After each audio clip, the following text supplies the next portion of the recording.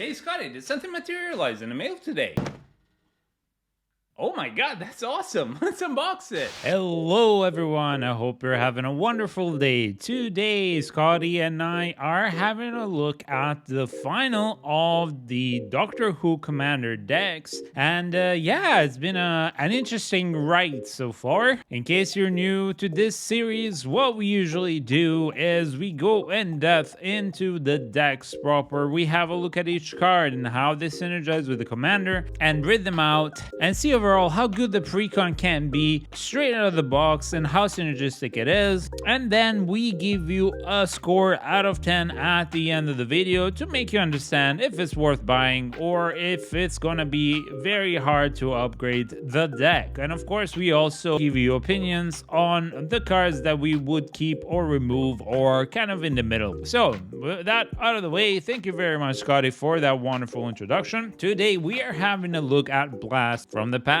And out of these decks, this is the one that has the most doctors. This, in fact, has the first 8 doctors. So this is an interesting choice they decided to do. For those that don't know, the show was kind of rebooted from my understanding. Again, a disclaimer, I'm not a huge fan of Doctor Who. I know a little bit enough about it and I've seen maybe a couple of episodes, but anyway, the show was kind of soft rebooted at season 9 or at the 9th Doctor. And it kind of went that before that it was, it started in the 60s, the show itself. So they had a lot of iterations and it started as a show that was meant to be more of a scholastic, teach something to kids. That's why most of the companions initially were teachers or of one way or another, or at least people who had knowledge of things. And yeah, and then it just it evolved into what we see today. So therefore they kind of just patched up all together the first 8 doctors because of this reason, because after the 8th one,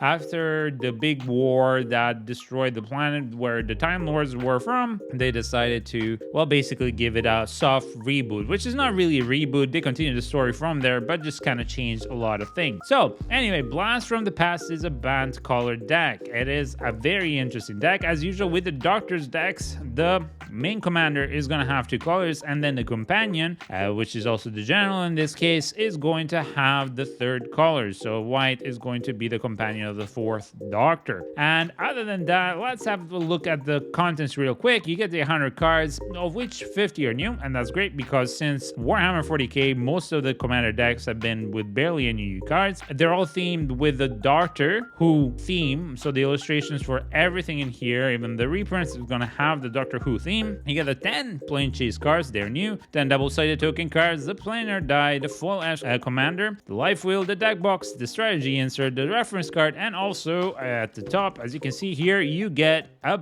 collector's booster sample. So without further ado, let's have a read at the 4th Doctor. The 4th Doctor is a 4/4 that costs 4, is Simic, as of course a Time Lord Doctor legendary creature, and his abilities go as such. You may look at the top card of your library at any time. Second ability is called Would You Like A? And that says that once each turn you may play a historic land or cast a historic spell from the top of your library, and when you do, you create a food token. And this historic means that it has to be an artifact, legendary, or saga. And this is going to be a very interesting thing. So basically you can play from the top of your deck once each turn, and as so long as it's an historic land or historic spell in general, and you may look at the top card of your deck at any time.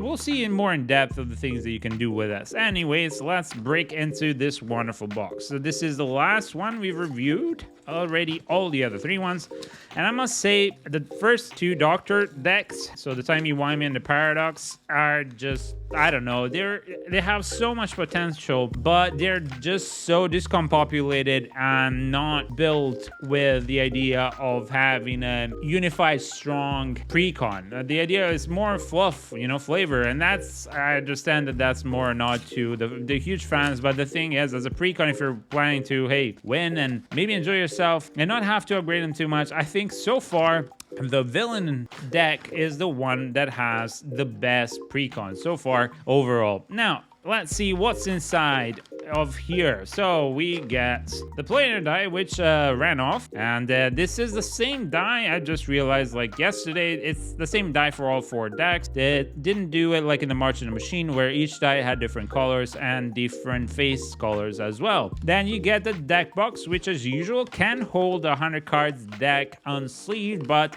if you want to sleeve it, well, you're gonna need a better way to do that. So that's what it looks like. Voila. And then you get the spin down life counter out of 40, and you get the insert, which we'll have a look at later, and you get the PLANECHASE cards and the collector's booster sample, and of course you get the deck with the tokens and the thick commander at the end. So let's have a look at the collector's booster sample first. And I hope wherever you are right now, you're having a great day. I hope these videos reach you and maybe they brighten up your day. And yeah, here at the moment, it's full blast winter almost. It's autumn, but with the cold of winter here in Edinburgh. Okay, so first up we have Missy. Okay, and extended. This is the general from the Evil Doers, and this is Wound Reflection. Okay, cool. So both from the same deck. We've seen them already, and I've noticed the trend that in these booster samples, it seems that both cards come from the same deck. Now, might just be wrong. I only opened 4 decks so far, and they all had this theme, but you know, who knows. And next up, we'll have a look at the PLANECHASE cards. Now, I don't usually play PLANECHASE. I don't really enjoy it as much because some of my commander decks, they don't really synergize with PLANECHASE cards that you get in here, but I still love the art. I still love the idea and the theme of these cards, so let's dive into it. We have the Pyramid of Mars. The Pyramid of Mars comes from the plane of Mars, and when you planeswalk to the Pyramid of Mars, and at the beginning of your upkeep, you get to surveil 2, which means that you look at the top 2 cards of your library, you put a number of them in your graveyard, and the rest at the top of your library in any order, and then whenever chaos ensues, return target creature card from graveyard to the battlefield. Great for the reanimate decks. Caught in a parallel universe, this is a phenomenon. And also, before we continue, I would like to point out, because the first 8 Doctors, well, it spans from the 60s up until, well, I think, what was it, early 2000s? I don't remember. You'll have a lot of art that is more reminiscent of that era. So you'll have very different styles, I would reckon. So this is Caught in a Parallel Universe is a phenomenon. When you encounter Caught in a Parallel Universe, each player chooses a creature controlled by the player to the left. Each player creates a token that's a copy of that creature they choose, except it has menace, and you cannot copy legendary creatures. Guardians of Tranquil Repose. I mean, you can copy it, but it won't stay in play. From the plane Necros, the ability is suspend an animation whenever a creature dies, exile it, its controller gets to scry 1, and whenever chaos ensues, you create X 3/3 black Dalek artifact creature tokens with menace, where X is 1 plus the number of cards exiled with Guardians of Tranquil Repose. This is more of a card for the villains deck. It's kind of strange because I don't know how this is going to synergize with the 4th Doctor. We'd have to see what the companion does, but the 4th Doctor doesn't really jive with these so far. Strange, whereas the villainous one really jive with itself. The PLANECHASE cards, I mean, and some of the other Doctor PLANECHASE cards synergize with some of the decks that they were inside, so we'll see. Spectrox Mines from Androzani Minor. When you planeswalk to Spectrox Mines, and at the beginning of your upkeep, you lose 3 life. You get to create a treasure token, so now you get 2 tokens. And whenever chaos ensues, you create a food token and a 2/2 black human rogue creature token. I mean, I guess if this is going to be a full deck full of tokens, then yeah, maybe creating Dalek tokens and getting a copy token of target creature is also good. Well, I as I said, I go in blind with these kind of deck reviews. I don't really look at the cards, and we get to experience them for the first time when we open the deck. Coal Hill High School from Earth. Whenever a player casts a historic spell, that player draws a card. There you go. Whenever chaos ensues, return target historic card from your graveyard to hand. Next, we have Unit Headquarters from Earth. That is a cool art. are when you planeswalk 2 unit, and at the beginning of your upkeep, you create a tap 1/1 white soldier creature token. So again, the token. And whenever chaos ensues, put a +1/+1 counter on each creature you control. Love that. Cheetah Planet from outside Mother's Spiral. When you planeswalk to the Cheetah Planet, and at the beginning of your upkeep, you put 2 +1/+1 counter on non-cat creature you control. It becomes a cat in addition to its other types. And whenever chaos ensues, all cats gain provoke until the end of turn, which means that whenever a cat attacks, his controller may have target creature defending player controls untap and block if able. That's kind of annoying. And then we get Antarctic Research Base. Plane Earth, and when you planeswalk to the Antarctic Research Base, and at the beginning of your upkeep, you get to investigate, and whenever chaos ensues, you put X +1/+1 counters on target creature you control, where X is the number of artifacts you control. It becomes a plant in addition to its other types, and I guess there's no dog or thing. Haha. And the Cave of Skulls from Earth. Each creature card in your graveyard has Scavenge. Scavenge cost is equal to its mana cost, and Scavenge means that you exile a card from your graveyard and pay its mana cost, put a number of +1/+1 counter of that card's power on target creature. Scavenge only as a sorcery, and whenever chaos ensues, you get to create 2 1/1 white warrior creature tokens. Then we get the TARDIS Bay. Okay, so this is interesting, from the plane of Galfrey, which is the Time Lord planet. The first spell you cast during each of your turns with mana value 2 or greater has Cascade. That's very interesting. Cascade says whenever you cast a spell, you exile cards from the top of your library until you exile a non-land card that costs less. You may cast it without paying its mana cost, and you put those exiled cards at the bottom of the library in a random order. And then chaos ensues, you gain control of target artifact, then you get to planeswalk. Okay, so these were fun. Yep, there was some synergy with tokens for sure. Now let's have a look a little bit at the strategy insert. As usual,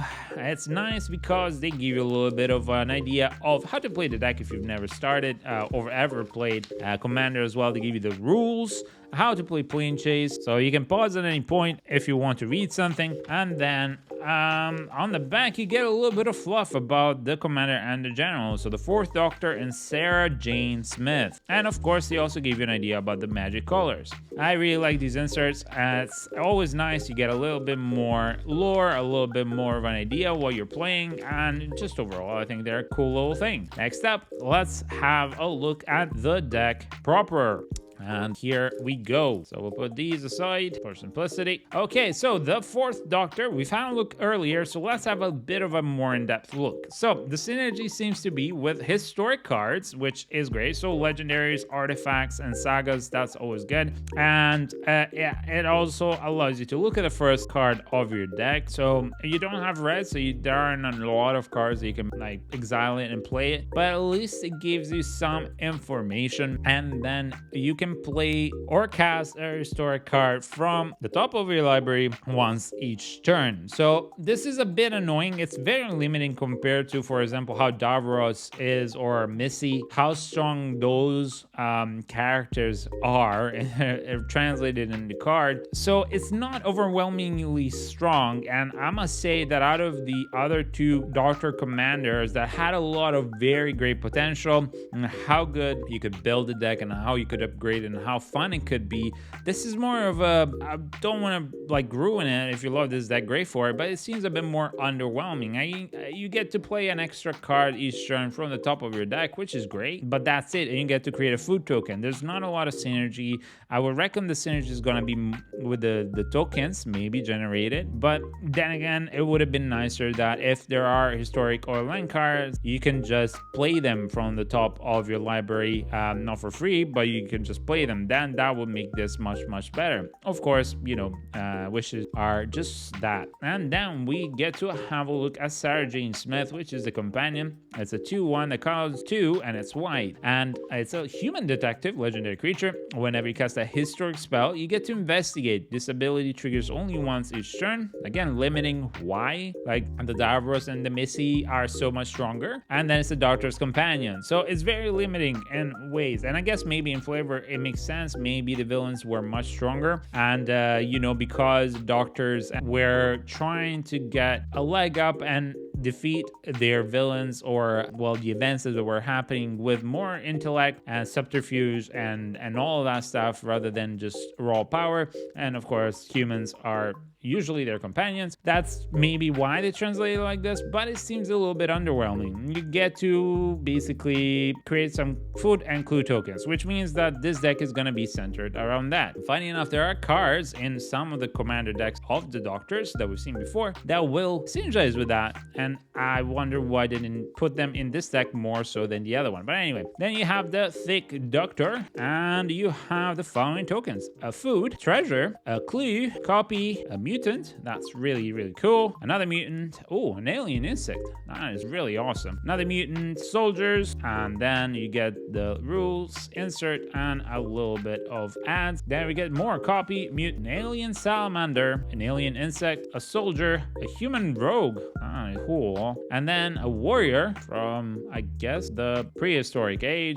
And that's about it. So now we'll dive into the deck proper. Good luck to us. All right, first up, we have Banished to Another Universe. So this costs 5. It's an enchantment and it's white. It has affinity for historic permanence. So the spell costs 1 less to cast generic for each artifact, legendary, and or saga permanent you control. And when it comes into play, well, actually, when it just enters the battlefield, exile target non-land permanent an opponent controls until Banished to Another Universe leaves the battlefield. So it's a prison effect, as some of our assiduous watchers might know. Well, I don't like prison effects. They're really easy to remove, especially in Commander, whether it's board wipes or targeted, and yeah, I don't like it, so it's not a great thing, but hey, there you go. Then we get the Time Lord Regeneration. It's an instant that costs 1 blue. Until the end of turn, target Time Lord you control gains. When this creature dies, reveal cards from the top of your library until you reveal a Time Lord, which is one of the doctors, and put that card onto the battlefield and the rest of the bottom of your library in random order. And this is very flavorful because, of course, the doctors don't really die. They regenerate up to 12 times, and then on the 12th time, they have to take the appearance of someone else, I guess. I don't really know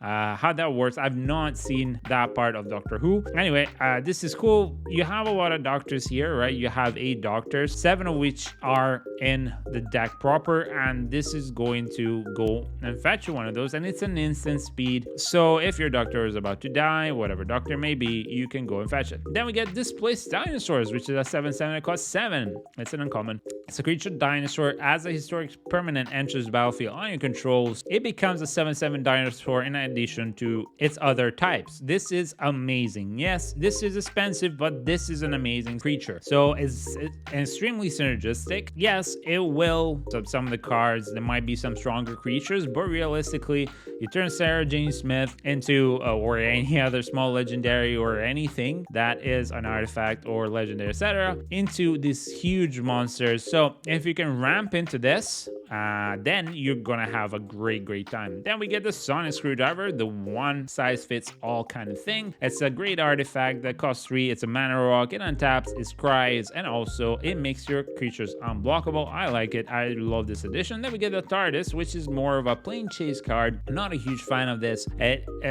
has flying. It's a vehicle. It's a 2/4, costs 2 generic, and of course, if you control a Time Lord, the next spell you cast this turn has Cascade, and you can create it for 2, and you may Planeswalk.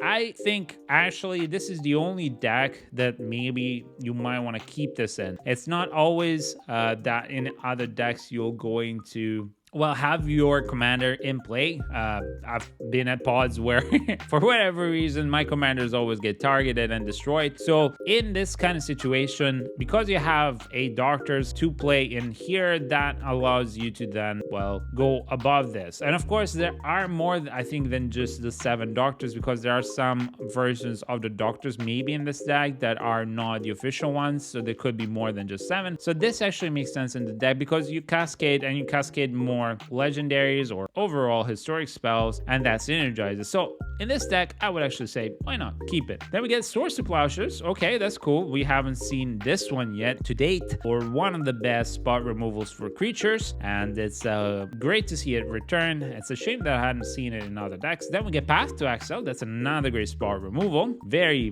good, one after the other. Then we get Return to Dust, which exiles target artifact or enchantment. It's an instant cost 4 with 2 white pip, and And if you cast the spell during your main phase, you may exile up to one target artifact or enchantment, allowing you to necessarily, if you cast in your main phase, you can exile 2 artifacts or enchantments, and so on and so forth. But for the cost, I would rather get a board wipe. And then we get Explore. You may play additional land this turn, you draw a card. Very nice if you want to ramp. So you have some ramping, you have definite spot removal, and you have a good creature so far. I don't see much synergy, the token aspect. So far, I see synergy with the historic aspect, which is what I was hoping. And again, you can't really do much more than just play one more historic card per turn. So yeah, that's the thing. Then we get 3 visits, and this is a sorcery. It costs 2, it's green. Search your library for a forest card, put it in battlefield, then shuffle. Another ramp, Arcane Signet. Okay, this is a mana rock. Then we get the Soul Ring, another mana rock. Then we get the Talisman of Unity, and this so far has been strange because this is kind of backwards. The other decks had these cards more towards the back, but it's fine.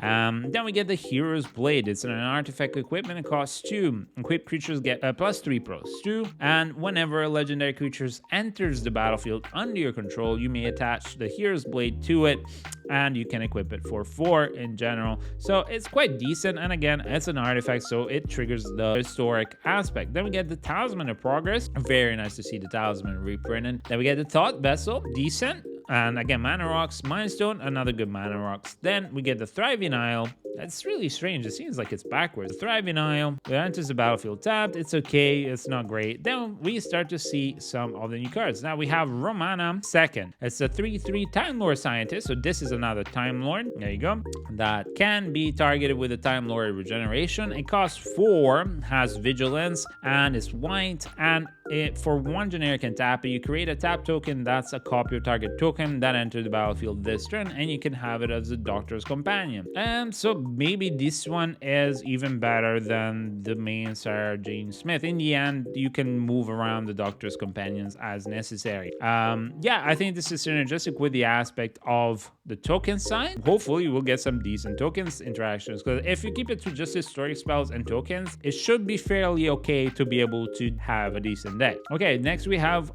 Joe Grant, which is another Doctor's Companion. It's a 3/2 human soldier that costs 3, and it's white. Each historic card in your hand has cycling 3 for the same cost of Joe Grant. Whenever you cycle a card, you put a +1/+1 counter on Joe Grant. Now this does synergize with historic, but I don't like the idea unless you can play from the graveyard a lot, and I don't know that this deck will have a lot of graveyard interaction or ways to bring him back from graveyard. So realistically, I don't know that I like this one too much, but it does have synergy. Then we get Tegan Jovanka, which is a 2/2 human legendary creature, another Doctor's Companion, and it costs 2 generic and 1 white pip. Has Braveheart as an ability. Whenever you attack, target attacking historic creature gets +1/+1 against indestructible until the end of turn. Decent. That's not bad if you want to take the deck into the more historic part of the overall theme. And yeah, it's not bad. It would have been better if you could put a counter on it, but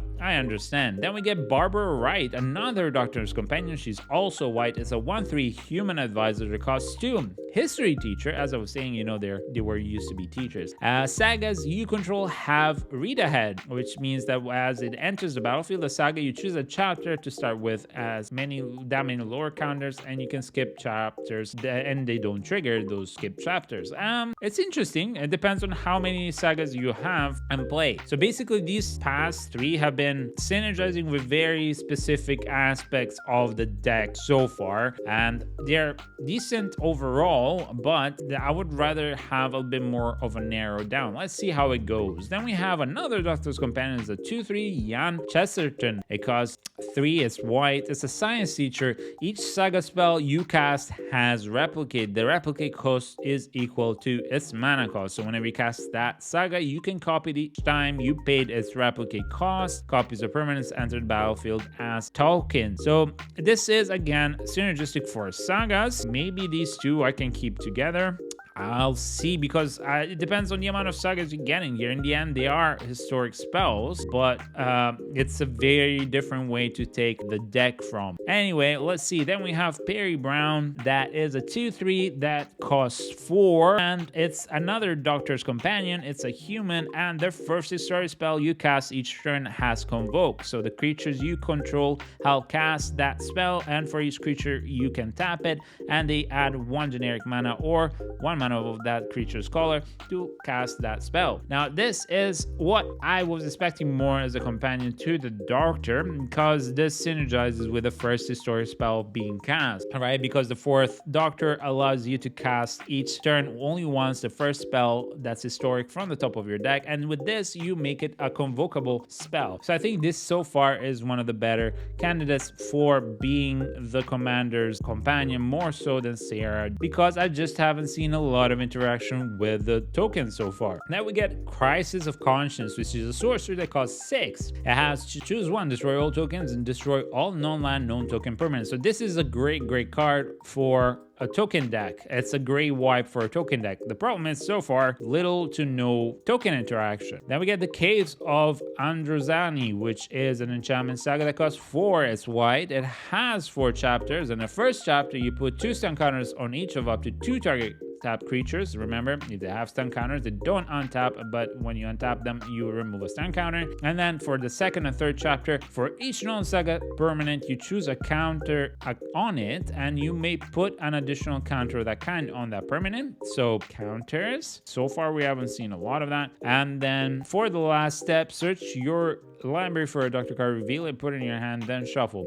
It's okay. It's an okay card. It's good for the tutoring of the Doctors, and maybe a little bit of like not really removal, but like control. I really don't know how good the second and third chapter are going to be, because yeah, there aren't a lot of counters that are non-sagas related so far. Then we get the War Games, which costs 4, is another saga, has 4 chapters. The first chapter, each player creates a 3-tap white warriors 1/1 creature tokens, and the tokens are goaded for as long as the War Games remain on the battlefield. And then you put a +1/+1 counter on each warrior creature, and you exile a non-token creature you control when you do exile all warriors. It's okay. Now I see some of the counters that the Caves of Androzani was talking about, but again, like, it's so weird. You're going so many ways. It's counters, it's historic, and it's tokens, and not really, it's also artifacts. It's a mess, you know what I mean? So again, it's okay, but man, why would you split the theme up so much if not for just flavor? Then we get the Trial of the Time Lord, which costs 3 with 2 white pips. It's another saga, has 4 chapters, and for the first 3 chapters, you exile target non-token creature opponent controls until this card leaves the battlefield, so it's a prison. And then on the 4th one, starting with you, each player votes innocent or guilty. If guilty, gets more vote. Then the owner of each card exile with the Trial of the Time Lord puts that card at the bottom of their library. I mean, if everybody just votes not guilty, then big deal, they get their stuff back. It's great that you can get an extra historic spell in play, but meh, you know, yeah, it's okay. It's a prison effect, not a huge fan. We get the Night of the Doctor, and this is another saga. It costs 6, and it has 2 white pips, and it only has 2 steps. In the first one, you destroy all creatures, so it's a board wipe, fairly expensive for that. Then you turn target legendary creature card from your graveyard to the battlefield. You put a choice of first strike, vigilance, lifelink counter on it. It's okay. I actually like this. It does not circumvent, of course, it doesn't exile, so it would have been better if it exiled, then you put one of them back, but it doesn't circumvent indestructible. That's what I meant. But what it does do is it allows you to maybe bring back Dinosaur, for example. But for the cost, yeah, it's okay. It's an okay card. It can be good depending on how you build your deck. Otherwise, it's just okay. And it's definitely better from some of the sagas that we saw earlier. So you have some decent board wipes. Next up, we have Traverse Eternity, which is a really cool art, and it costs 4 with 2 blue pips. It's a sorcery. You draw cards equal to the highest mana value amongst historic permanents you control. And of course, historic permanents tend to be more expensive, so I'm hoping that we get just a little bit more ramp than some payouts, because at the moment there is only one payout, which is displaced dinosaur. So that's not bad. You get to draw cards, and you could draw a lot of cards here. Remember that if you don't have the rare reliquary or the thought vessel, be careful because you might be overdrawn. But other than that, that's not bad. Then we get K9 Mark 1, which is another Doctor's Companion. It's a 1/1 Robot Dog legendary artifact creature, and it costs only 1 blue pip. It has negative for as long as K9 Mark 1 is untapped. Other legendary creatures you control have Ward 1. So that's good. So if you don't attack with it, at least the legendary creatures will have some sort of protection, which tends to go down as the game progresses because people tend to get more and more mana, and 1 extra mana to tap to Lightning Bolt is not that hard. Then we get Affirmative, which is 2 mana and tap the creature. Target legendary creature cannot be blocked this turn. That's interesting. Another way to, I guess, protect some historic cards. So it's a way of a protection for some historic cards, and also makes stuff unblockable. It could be decent. I'll put it as a synergy so far, but it's not the greatest. Adric Mathematician Genius, which is another Doctor Companion. It's a 1/1 that costs 2 for 3 and tap it. And of course, it's blue. Copy target activated or triggered ability you control. You choose a new targets for the copy, and then for ultimate sacrifice 2 and sack this creature. Counter target activated or triggered ability. Yeah, it's okay. It's not something that would keep necessarily. Then we get Nissa of Traken, which is a 3/4 human scientist, another Doctor Companion that costs 4. It's blue. You have no maximum hand size, so that's great for some of the stuff we've seen so far, but not a lot. It's only been like 1 or 2 things. And then we get the Sonic Booster. Whenever Nissa of Traken attacks, you sacrifice X artifacts. When you sacrifice 1 or more artifacts this way, you tap up to X target creatures and you draw X cards. Okay, so that's a sack outlet, and you get to sack a lot of artifacts, but the artifacts that I've seen so far, you don't want to necessarily sack it. And yes, the ones you might want to sack, which are, you know, food and clues and tokens, well, I have not seen a lot of generation except for a couple of cards. So maybe later down the road, I will not mark this as synergistic with a commander, because it could be, yeah, remotely could be seen as that, and as a draw engine and as a control engine. But it's not a great card. Then we get Reverse the Polarity. It's an instant, and it costs 3 with 2 blue pips. Choose 1. Counter all other spells, which is really strong. You know, realistically, you're just gonna be countering 1 usually, or maybe 2, but it's good for the price. Each creature's power and toughness until the end of turn. That's really cute. And then creatures can't be blocked this turn. It's a cute interaction. I like it. Of course, there's much better ways to control. So, especially in blue, so maybe if you get better one, move that one. 500-year diary that costs 4, and it's blue. It's a legendary artifact clue, and it enters the battlefield tapped, and then you can tap it to add a blue for each clue you control. That's great. Now this is something that's great. Now I want to see more clues and tokens. So of course, now with clues, you want us to keep Sarah Jane Smith, and I've not seen a lot of other clue generations so far. And of course, for 2, you can sack it and draw a card, just like every other clue. But it's a cute one, and it's a ramp, so I love that a lot. Unearthly Child. It costs 3 with 2 blue pips. It has 3 steps, and they're all the same. Reveal cards from the top of your library until you reveal a doctor card, okay? And a card with a Doctor's Companion or a vehicle card, so there's quite a bit of that. Put that card into your hand and the rest of the bottom of your library in any random order. So this allows you to fetch ahead with your companions and your doctors. This is fairly decent as a saga. And then we get Leela Sevatim Warrior, which is a 3/3 human warrior that costs 4. It's green, and whenever an opponent draws a card, except the first one they draw in each of their turn draw step, put a +1/+1 counter on Sevatim Warrior, and it's a Doctor's Companion as well. I really like this idea, because if you have somebody that is, well, drawing way too much because of, Restic Study, for example, this will make this creature grow significantly. Now, of course, this unfortunately does not really jive with your main Doctor's synergy, but it's one of those creatures that can grow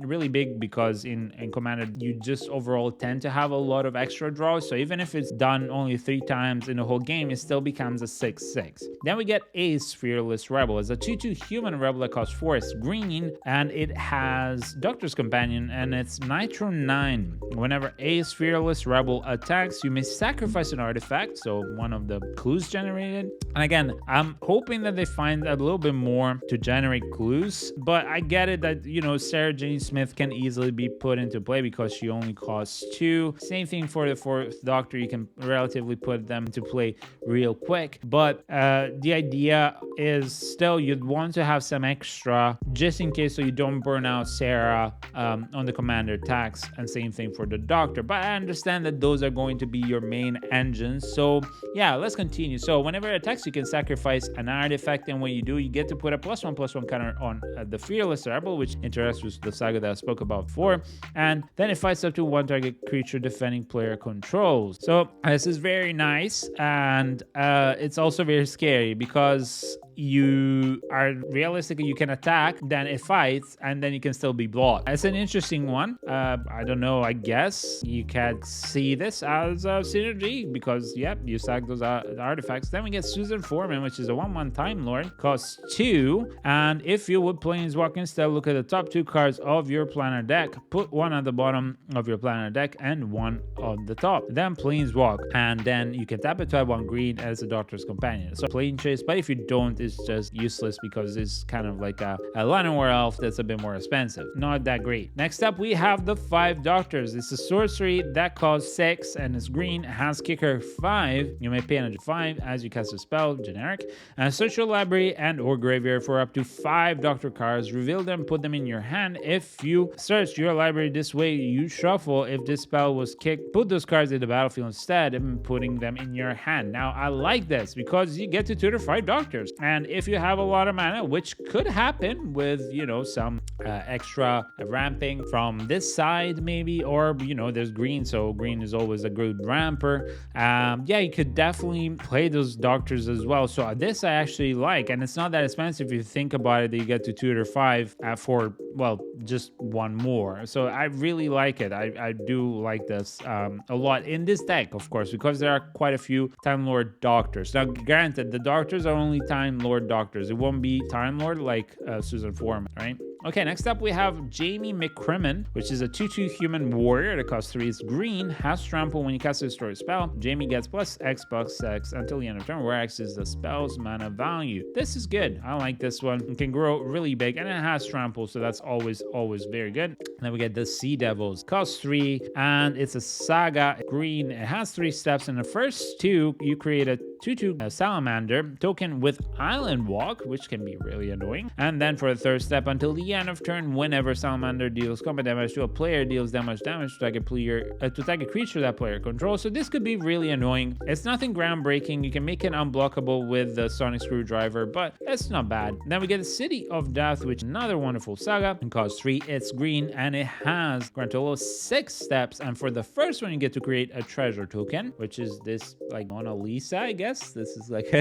fake versions of the Mona Lisa. That's very cool. Must be very flavorful. And then you get to, for the next 5 steps, create a token that's a copy of target non-saga token you control. Again, the tokens get to be either treasures or clues or food. There's not much else here. So that's about it. Like, that's the main thing. So you just multiply those tokens. It's great for that. And now you can have more engines, like we were saying earlier. So that's good. You needed those engines. Now we get Galfrey Stands, which costs 6, and it's Azurius, and it's a legendary enchantment, so it triggers the historic part, and when it enters the battlefield, you return all Doctor cards from graveyard to your hand, and at the beginning of your upkeep, you may put a Doctor creature card from your hand onto the battlefield. Then if you control 13 or more Doctors, you win the game. So yeah, this is really freaking cool. I really like this. It's a great enchantment that I was more expecting this kind of theme. Like, you go big and you do a lot of great stuff. It's wonderful. You just put back all the Doctors that you put in the graveyard. I really like it. It's a bit expensive but then again, you have a lot of ways to ramp so far. Next up, we get Alistair the Brigadier, which is a 3/3 human soldier that costs 4 and it's banned. Whenever you cast a historic spell, you create a 1/1 soldier creature token. There you go, more tokens. And when it attacks, you may pay 8 generic, which is a lot. If you do creatures you control, get +X until the end of turn, where X is the number of historic permanents you control. That's very, very, very good because you have so many historic creatures and, you know, just overall historic permanents. And if you can ramp into this, which could be fairly okay to do, I'm not going to say it's super easy, but if you can ramp into this is going to be like an alpha strike, basically. Very, very good. I like it.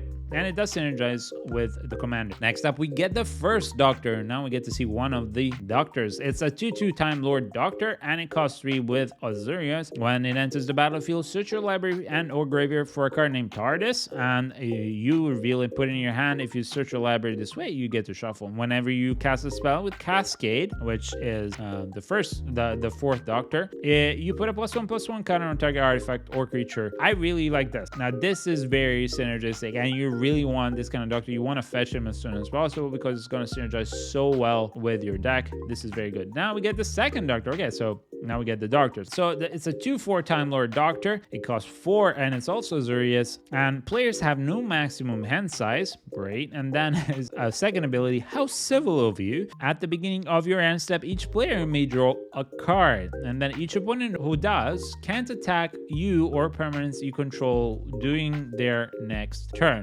So mixed feelings. I think I'm not one that loves giving advantages to my opponents, but this could kind of be seen as okay in certain situations. Like if you're playing against some really creature heavy decks, then you always get to draw a card, right? So you get to draw an extra card, and then if your opponents get to do that, they can't attack you. Now, of course, they can choose not to, and the problem becomes that they can get to a point by drawing extra cards. Of course, it's only one per turn extra, that they just, you know, combo out, or they get whatever they needed to get to just become really, really strong, and you've just aided them in doing that. So this is kind of a meh kind of situation, and also, unfortunately, it's one of those cards that does not really synergize too much with the main commander, but it's okay. I would keep it in as kind of like a deterrent, or if you need to draw, it's great. I would keep it in if you play with a lot of doctors. Then we get the third doctor. It's a 2/2 Time Lord Doctor,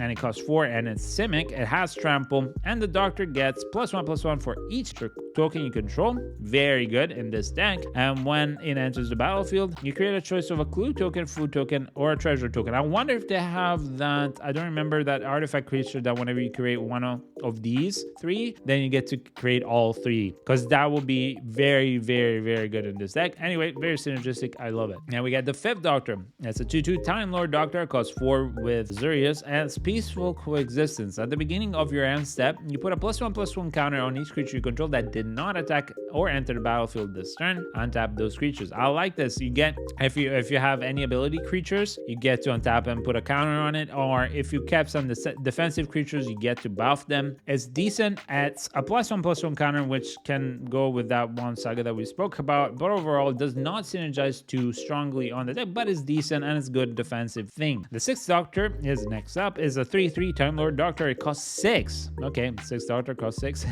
And it's Simic, and it has one ability, Time Lord's Prerogative. Whenever you cast a historic spell, you copy it, except the copy is in legendary. This ability triggers only once each turn. That's very strong, especially with, you know, how the deck is. And this is one of those cards that I'm like, okay, yeah, you play this, and then you play a lot of, because you can keep playing from the top of your deck. Hopefully you've filtered out all the lands as quickly as possible so that you can get to the goodies in your deck. And yeah, definitely this is a great card at that point. Then we get the seventh doctor, which is a 3/6 Time Lord Doctor that costs 5, and it's Azurius. When the seventh doctor attacks, choose a card in your hand. The defending player guesses whether that card's mana value is greater than the number of artifacts you control. If they guess wrong, you may cast it without paying its mana cost. If you don't cast a spell this way, you get to investigate. The theme of it is very fun. It's very good on the fact that you can keep either spamming clues or or basically playing cards without the mana cost. Of course, eventually it's gonna get to the point where it's like it's obvious. Like if you have a lot of artifacts, like 10 or 11 in a deck like this, you might not have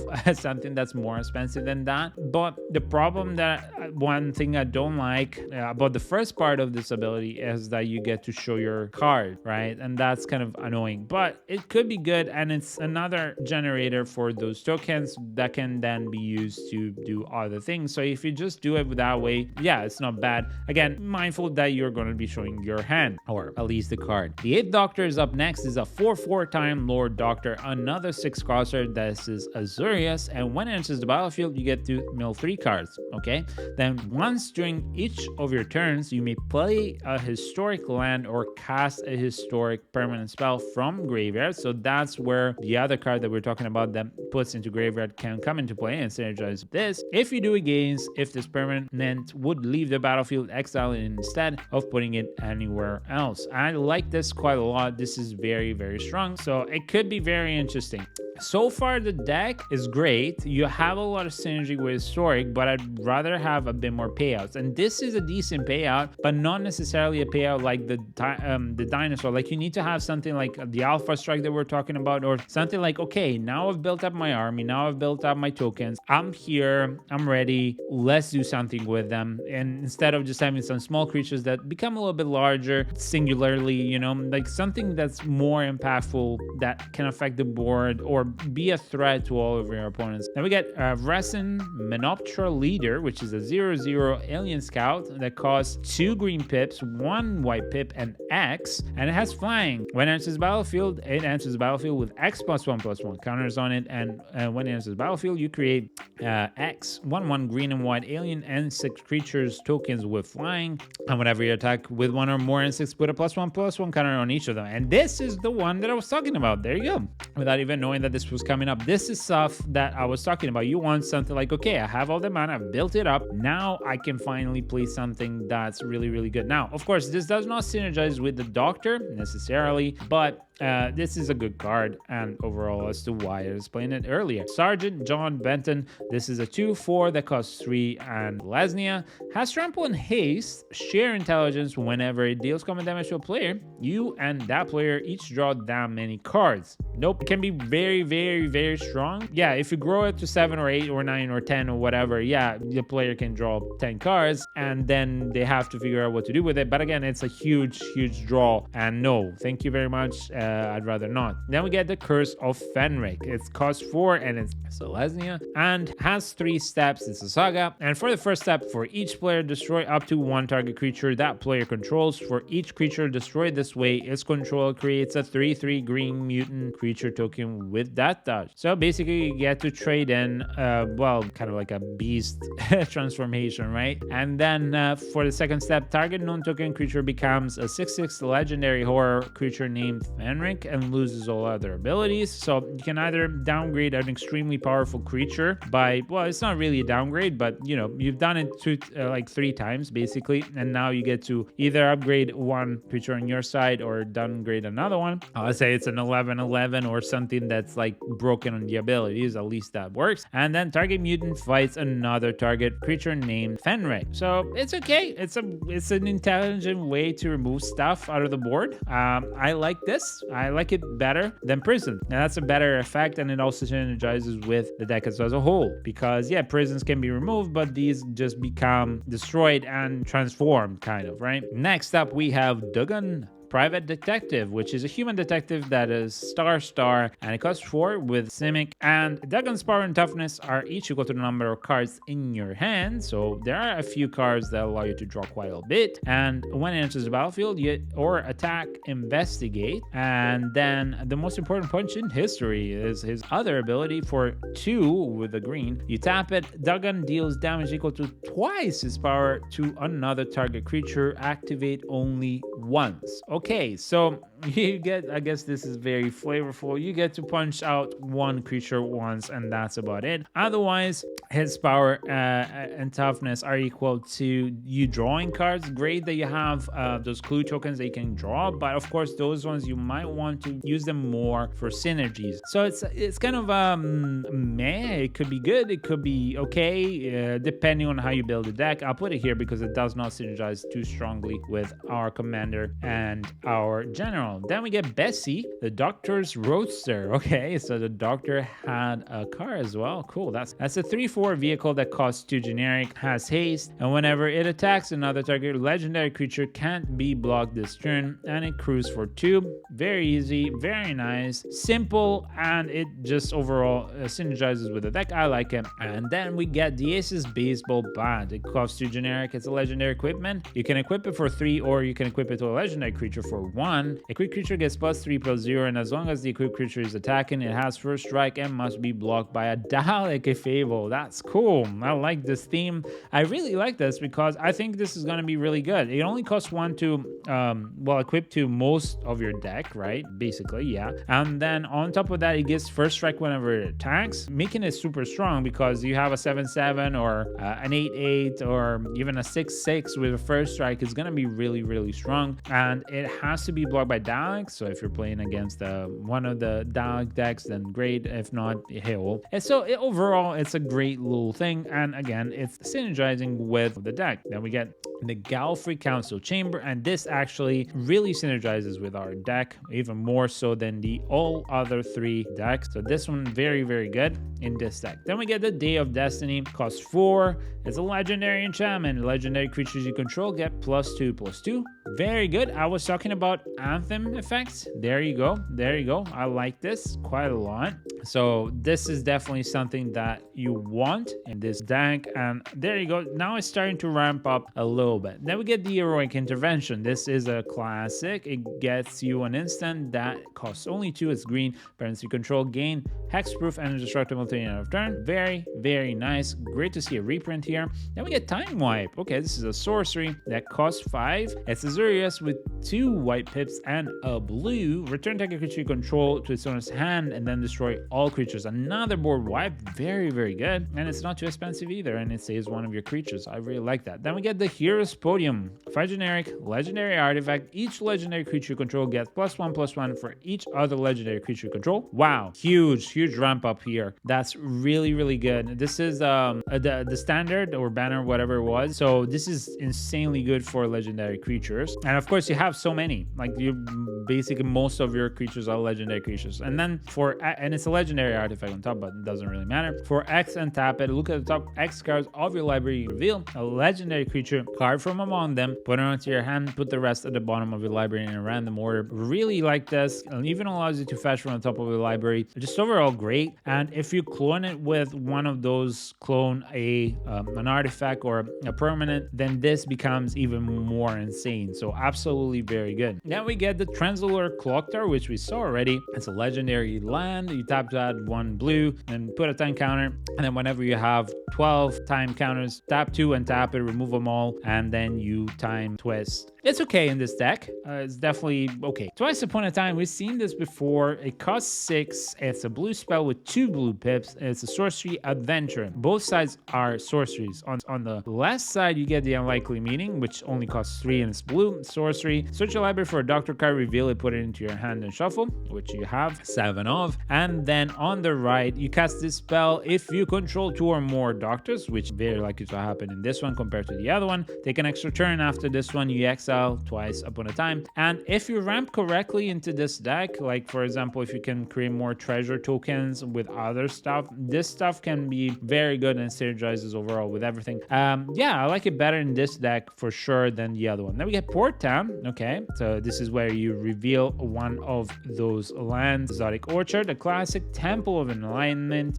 Fortified Village, again another reveal card, and then the Prairie Stream, which is one of those 2 or more basic lands, very decent for commander. You know, you got to be careful with this. If you're playing a lot of basic lands, then keep these in. If not, then they're kind of a double-edged sword. Canopy Vista, again, this is more for basic lands. Then we get Sungrass Prairie, a land fixer. Then we get the Temple of Plenty, of course, the Irrigated Farmland, which enters the battlefield tapped, and all cycle. You get the Temple of Mystery, the Vine Glimmer Snarl, of course it's a Snarl, Scattered Groves, battlefield tapped, Celestial Colonnade, oh this is fine, the Colonnade, I haven't seen it reprinted in a while.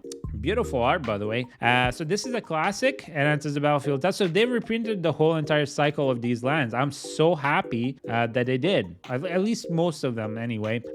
So yeah, it taps for any of the other colors, and then for 5 until the end of turn, it becomes a 4/4 white and blue elemental creature with flying vigilance, and it's still a land. Very, very good land. I mean, why not? You could keep it here. Yes, it enters the battlefield tap, but overall, down the line, it could be good. It's not the best. So then we get the Deserted Beach again. Then we get the Glacial Fortress. Love seeing this card. Horizon Canopy. Great card in this one. Overgrown Farmland. Another one. 2 or more other lands. Then the Waterloo Grove. Very nice. Dreamer Cascade. 2 or more other lands. Skycloud Expanse, another mana fixer. The Thriving Glove, which is not that great. Thriving Heath. Ash Barrens, okay, that's interesting. I wonder why there's so much cycling in here. I understand that it allows you to draw. Oh, I think it's more to get through the top of your deck quicker.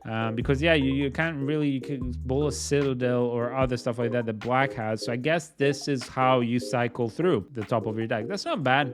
Then we get the Seaside Citadel, which is the Fake Triumph, Command Tower, the Path of Ancestry, and then we get the normal lands. We get 2 plains, 2 islands, and 3 forests. So that's it for the general overview. Now let's have a look at the deck as a whole, right? So I must say, I'm pleasantly surprised. I think this deck started off a little bit wonky, and I was afraid that it was going to be similar to the first 2 Doctor decks, but I think out of the 3, this is definitely the one that is doing much better than before. I think it's definitely been brought up. Like, I was gonna score it to a certain degree up until I saw that you start having anthems, and when I saw they have anthems and the synergies and the amount of wipes, that's the thing. Like, you have great wipes that even allow you to protect some of your creatures. You have great target removal, spot removal, you have some anthems and some great way of buffing and ramping, some decent ones, like 500-Year Diary is really good, for example. And then you have some decent vehicle, and here the TARDIS actually makes sense even if you don't play Planechase.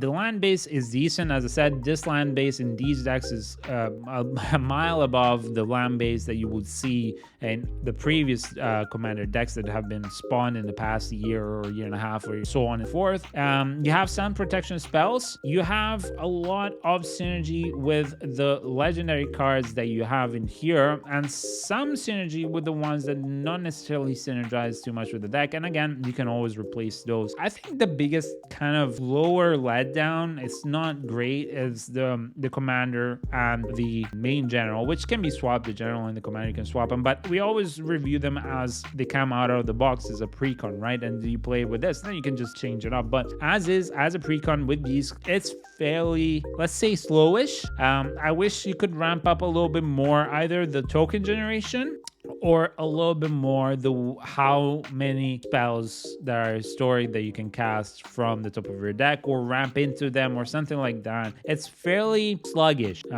let's just say that, and I can foresee that becoming a problem. Yes, if you get a good hand, you can definitely ramp into things, and then you can start controlling the board and start just building your own army and buffing it up, and you have ways of doing plenty of that. But initially, you're just going to be fairly slow. So compared to, for example, because again, we try to compare these decks in the environment of the expansion that released them. So we score them against each other. We don't score them necessarily against the previous decks that have been released in other expansions. So scored against the other decks, like you're looking at the villains deck, there you are much quicker on the board early in the game. You're much stronger right straight out of the bat, and as time progresses, you get more and more annoying and more stronger, right? And this is really the kind of commander deck that you want, because realistically, unless you're just playing precon, well, most players want to have that. They want to just be aggressive as quickly as possible, or as strong as possible, have something happen. And if you're waiting for the food and clue build up slowly, which will happen, it will happen, you know, like you have a lot of small spells, especially in the companion side, that can, by turn 3-4 plus some ramping, you can definitely start piling up those food and clue tokens. But because you don't have ways to necessarily multiply a lot of them, right? There are some, but not a lot. Like I said, there's that, for example, artifact creature. I don't remember off the top of my head the name, but that one allows you to just create one of each whenever you create either a food or a clue or a treasure token. So if you find ways to speed up that process, this deck becomes much quicker. So that's my worry. I have not played with it, so I'm just giving you my thoughts. Now, you might have played with it, it might go much quicker, but as a whole, I'm thinking that I won't score it as high as the villain's deck. I think this is definitely a 7, so it's an upgrade from the 6 of the other 2 Doctor decks, and it's definitely got a lot of potential here. I love the historic play. There are maybe better commanders for just overall historic play, but with the theme of the Doctors inside, the way that it's kept and how they synergize and all the spells together, I think it's really good, and this could be quite a fun deck to upgrade. So realistically, this could be the second best deck of the precon of Doctor Who. So that's it from us. I hope you've enjoyed this review in depth, and yeah, thank you so much for sticking around up until the very end. I really appreciate it, and I hope this was helpful, or I hope at least you got something out of this. If you don't agree with something, let me know in the comments down below, or if you have any questions or stuff like that, I'm always there, and I always read and reply to every single one of them. And then yeah, I think we'll see you in the next one coming up. There's going to be a little bit of a delay with the videos being released. As I said, I will try and get to upgrading these decks if I can, especially if there's a lot of requests from our viewers, then I will upgrade the decks that people really request for. But otherwise, we'll try and see how it goes. Counting all that in, hopefully we'll see you in the next video, and we really appreciate if you give a thumbs up to this video and subscribe to the channel, as it does help small channels like ours a lot. And until the next one, we wish you a lovely day, a blessed day, be good, be kind, and we'll see you in the next one. Bye!